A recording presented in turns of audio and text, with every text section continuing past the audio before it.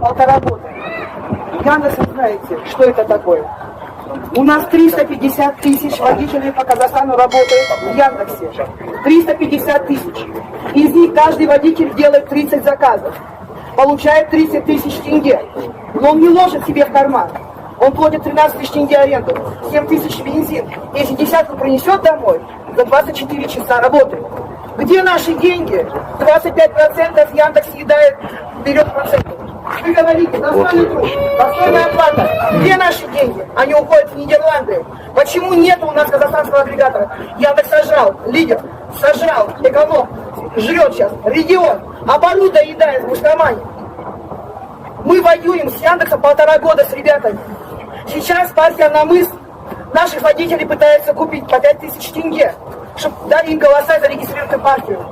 Я сказал ребятам, отбой. Если туда кто-нибудь пойдет, он будет автоматом в черном списке. Понимаете? Где наши миллиарды, которые уходят за кордон? Кто может ответить? Никто. Вы говорите, что у нас кредиты, зарплата маленькая. А вы посчитайте в уме, сколько денег уходит. И при том, это не облагается налогами. Ни копейки Яндекс не платит в бюджет.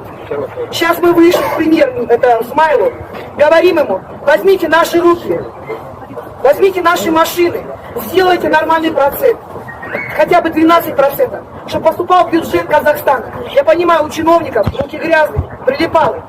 Пусть 50% они сожрут, но 50% пойдут пенсионерам, детским домам, дома инвалидов. Зайдите в Инстаграм, Добро-такси.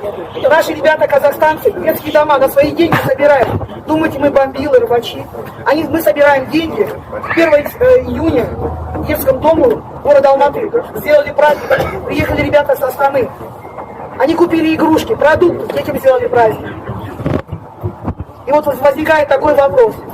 Почему наши руки никому не нужны? Мы как рабы, но не нашей страны, как говорится. Задумайтесь об этом. Я понимаю, что кричать можно, там золото украли, там это украли. Не пойман, не вор. В данный момент у нас воруют наши же деньги, которые уходят за границу. Вот о чем надо говорить. Спасибо за внимание. Просто я думала, что я приду сюда, я могу позвать за 10 тысяч водителей. Сейчас со всех регионов могут прийти. Я сейчас клич кину. Я в большом авторитете, знаете, когда. Они сейчас придут, здесь полностью машину купили. Я 26 февраля хотела сделать митинг. Ко мне КНБшники вышли, давайте выйдем на диалог. Мы вышли, мы дали им 3 месяца срока. Ничего не делаете. Значит, мы